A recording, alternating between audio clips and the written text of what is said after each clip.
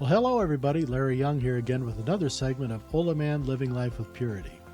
And today I want to tell you a story about a little boy that was in the hospital back in the 1940s when my mother was a nurse in the hospital. It may have been out in California. I'm not sure where she was at that time.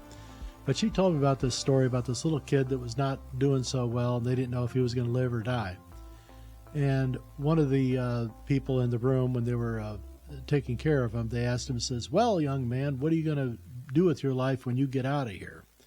And the little boy says, "Well, I'm going to be a priest." And they says, "Why do you want to be a priest?" He says, "Well, because they get to fry their eggs in butter."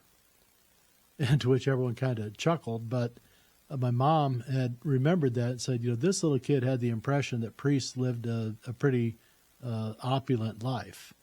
And there was whether a misconception or at least there was a conception in this boy's mind that priests had it pretty well off. Now, that may or may not have been the case. It may have just been his impression, but it showed in his mind that there was a difference between the way he lived in his family and how priests were living. So he had this impression that priests had it pretty well off. And they may have. The people in the parish may have been slipping him some extra pounds of butter here and there. Who knows? It's up to them to do what they want to do. But this little boy had this impression. Whether it was true or not, it was still his impression. That was his truth. That was his reality. And this is what we go through a lot of information gathering that we have in the world today. A lot of people see something or feel something or hear something and they believe it's the truth. And it really isn't. When you get underneath the exterior of it, the veneer, they find out that things aren't always what they seem. Now, Our Lady was concerned about the pride and the materialism that was going on with the priesthood and the bishops and the church in general, its administration, its people that were running things. And she had come in 1917 as Our Lady of Fatima, and she offered a chastisement at that time. It was one of the secrets. And she had asked for that one not to be divulged until 1960, because she, I believe, wanted to give the priests and the bishops and the church in general the time to correct itself. And so she was willing to wait and let them go through the work of changing themselves and self-correcting these things that she saw as being problematic. Well, 1917 turned into 1956, and she came back again, and that time then as Our Lady of America in Rome City, Indiana. And as I understand, one of the things she talked about then was her concern for the materialism of her priests. And she wanted this to be corrected. And that wasn't really, disseminated to the priests and all like that because it was still under discernment by Archbishop Leibold in Cincinnati. But 1960 comes around, and what Our Lady had told the priests and the bishops to do back in 1917 didn't happen. They did not release this secret, this message that she was concerned about the priests and the bishops and the way they were living and the way they were, running their lives, and which would then have a cascading effect onto the people in the parish and the church in general, the actual people, the laity. And so that didn't happen in 1960, and I think she got a little perturbed by that her good priests and bishops weren't following her direction. And I think it was in 1963 then she came again in Garabandal, and she basically said, "Hey, look, I told you to release this," and then they didn't. So she basically released it herself in this message. And still, I don't think that a lot has happened since then for this self-correction to take place. And why do I say that? Well, there's been a history down through the ages of bishops and priests and, the administration lying and openly lying and then never self-correcting themselves. Why this happens? It's in the pursuit and the consolidation of power and making sure they don't lose power because of the untoward acts of several of their members or all of them together, because they all become complicit when they know what the facts are and the facts are coming into them, and then they set on it. And this is one of the reasons with the Cardinal McCarrick situation that happened. Cardinal McCarrick, Theodore McCarrick, was considered by many to be a sex abuser. And this had been a story that was, but it was kind of hush-hush talked about around the corners and stuff like this. And it came to light during the administration of Pope John Paul II. And Pope John Paul II had been an old friend of McCarrick's. And he asked McCarrick about these things, and McCarrick said, no, it never happened. It's a lie. And so John Paul II believed him, even though his administration, his people running his Vatican offices had the goods on McCarrick. They had the evidence. They had the testimonies. But they didn't share that with the pontiff. And so John Paul II, trying to give a charity in this situation, gave McCarrick the benefit of a doubt, and he was left to continue on. Well, McCarrick also had a lot of power in his purse because he was one of the largest fundraisers in the North American Catholic Church. He was always bringing in big dollars, and he had the pockets of the faithful people around him. They all wanted to glad hand him and write those big checks. And when that's going on, a lot of things can be forgiven.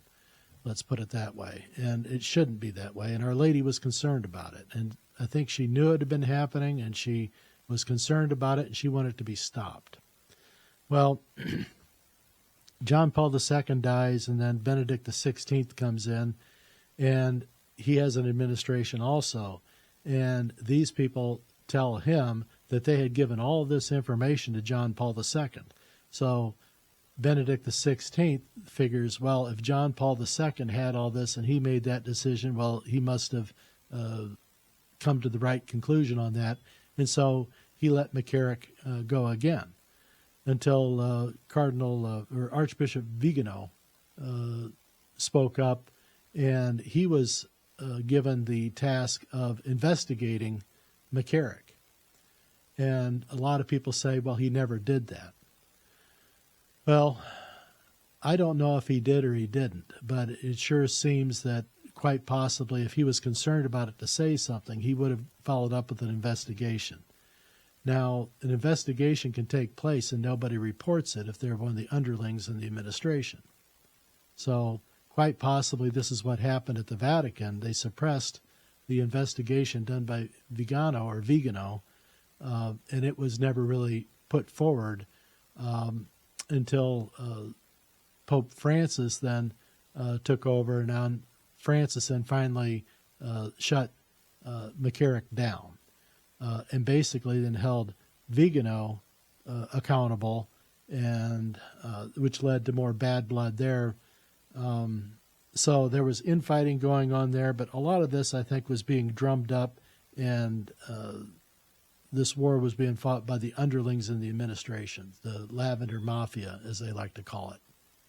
So there was a lot of lies, misdirection, lack of communication of facts going up line. And this, to me, is another form of lying. When you're in charge and your underlings don't tell you the truth about things or the whole truth, that is a lie, because people get hurt along the way. And we can't continue on this way. But why did they think they could get away with this? Because they could, and no one was stopping them.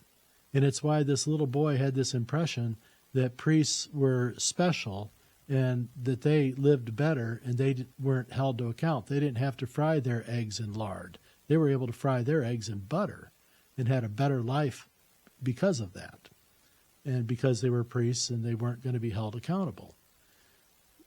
Now, this wasn't the kids thinking on that, but this is what was happening in the world. And what they did a lot of times is they would use this power that they had to suppress and hold down the faithful who might call things into question. and say, well, we're going to pray on this. You got to let God decide this and all like that. Well, in the meantime, God put you in charge to take care of these things, so do your damn job. But they weren't doing it, because if they did it to this guy, then it may come back on them sometime for something they may have done, because they're all fallible. And this is where I think we have problems with our priests and our bishops and our cardinals, and all the way up through the Vatican line. I mean, it's power, it's consolidation, and nobody wants to give anything back and say, hey, we screwed up, I'm sorry, we're going to make sure this never ever happens again. Let me ask you, when was the last time you heard a bishop apologize? I mean, truthfully apologize. Right. So this is a problem, and we need to take care of it. It's only going to get worse. And this is one of the reasons I believe that people are not filling the pews as much as they used to.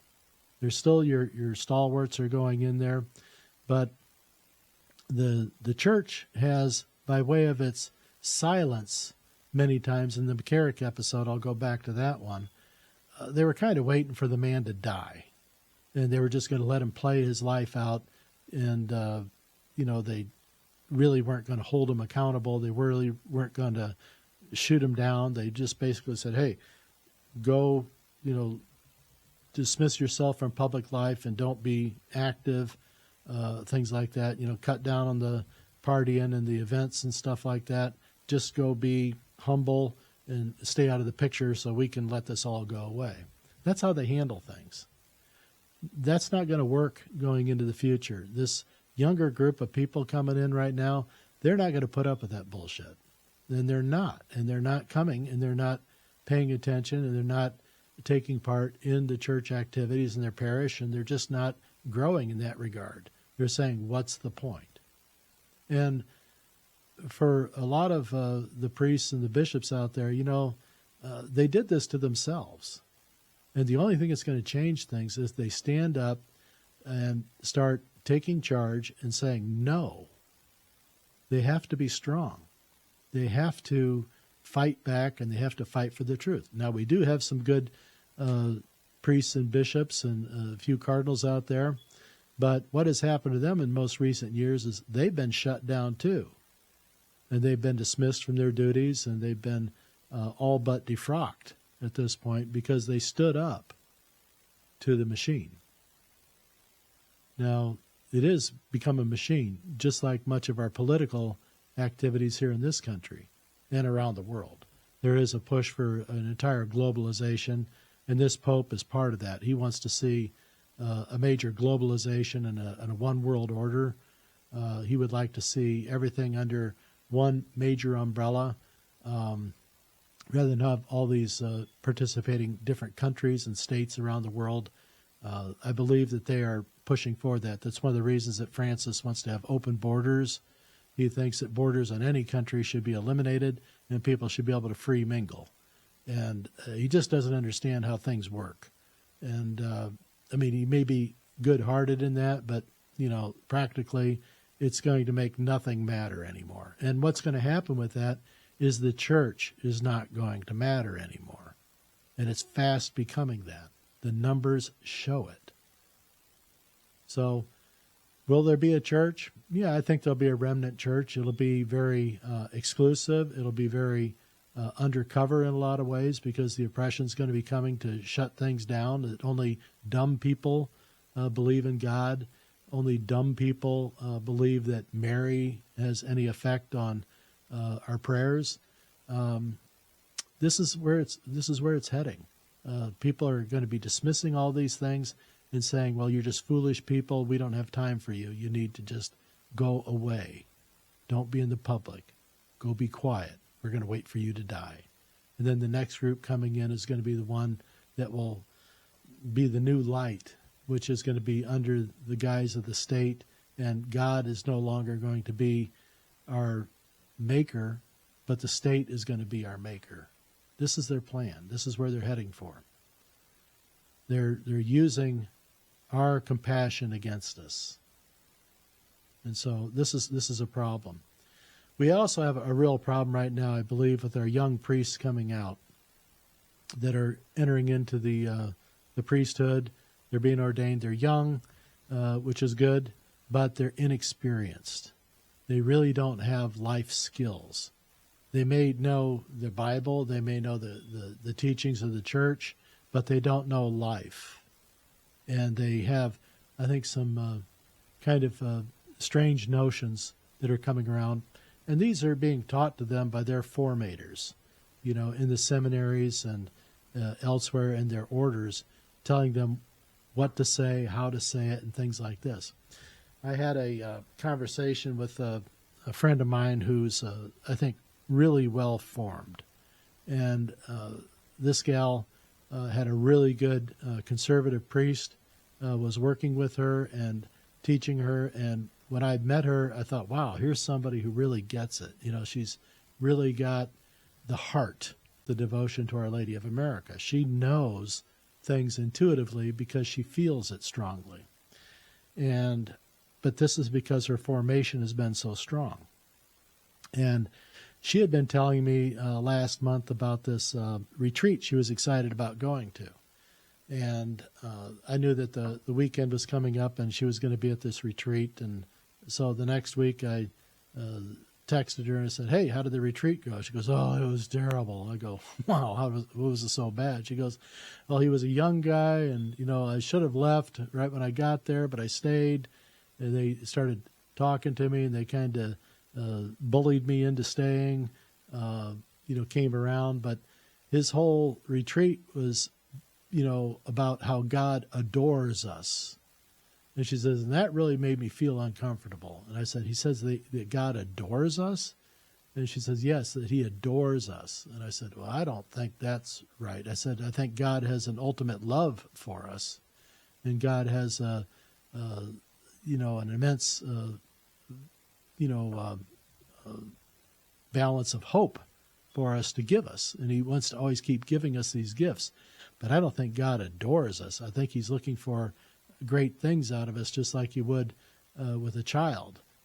He loves us ultimately, but as far as adoration, I think that's a one-way street going back the other way. That should be from us to him and not from God to us. Because I think, and I just feel that ends up trying to put you into this cooking your eggs in butter kind of mode, to where you feel grander than the rest of the group because God adores you. And this puts you into this sort of special category. And, we are special. We're all special in our own way. But we're not that special to where God adores us. I don't think we're there yet. But this is the formation that's coming out of some of these younger priests.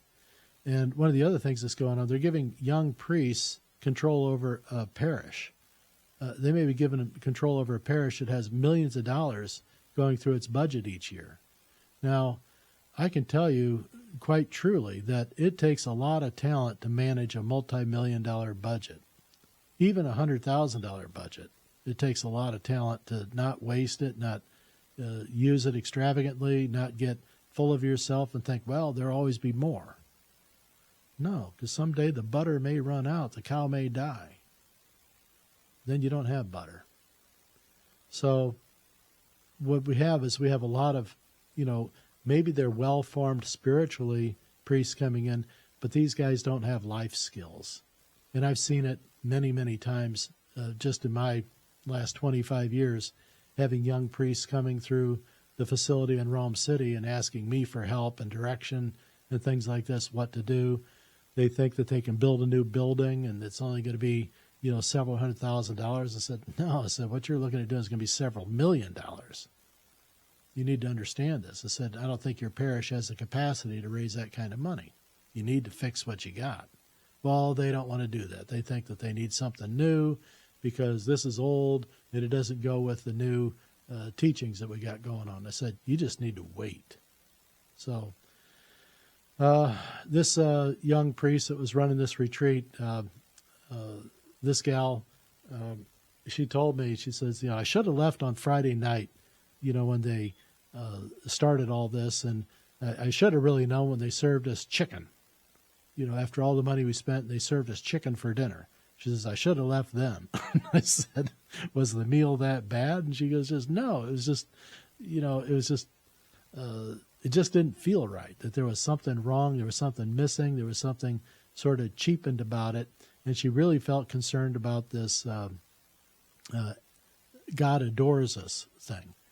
And she says, what do you think about that? And I said, well, I agree with you. I said, I don't think God adores us. I think God loves us with infinite, capacity that we can't understand. But that isn't adoration. He doesn't see us as gods. He doesn't see us as the people that make things go. And so it's just symptomatic of what we have going on in the world right now and in our church. But what's going on in the church is also what's going on in the rest of our world, in our communities. You're seeing actual things happening, and then the people who are supposed to be responsible for why these things happen lie. And they're lying directly to the public, and they're lying for each other, covering their asses. And this is the new normal. And this is not good. Somebody has to stand up and take responsibility sometime. And hopefully we're heading back into a situation where responsibility will be taken and the lies will stop and we will be able to get back and build things again. Because right now the church is falling apart. Its members are leaving. They're not participating.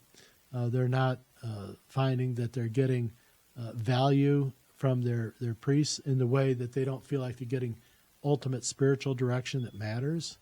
It's not like they're looking for a return on their investment, dollar-wise. They want to get this spiritual depth coming in and not these, salacious lies about how God adores us. I think this young priest needs to know what words mean. And if he chose that word and that's what he was taught, something's wrong. And I think this needs to be discussed. So we're going to get through these things, but we need to call them out when it happens. But it was just funny this morning. I was making breakfast, and I was thinking about the story my mother had told me about this young boy in the hospital wanting to be a priest because priests fried their eggs in butter. And that was the way to live, baby. And this kid thought that was going to be the ultimate reason why to be a priest. So childish in its thinking, but very truthful in its, response. So in the meantime, think about these things, pray on these things, don't give up. And like I say, don't attack the priests, don't attack the bishops, but let's fix them. Hold them accountable. Don't let them get away with these things. And I'll tell you more about when bishops lie coming up. I'm waiting for my friend Alex to come back in because he has some things to add in on that. I think you're going to find that to be a very, very enlightening conversation. And it'll tell you a lot about what happened here with the devotion to Our Lady of America and how it had to be pulled out of the trash bin several times to get it to where it is today. So in the meantime, I love you, and I'll be back.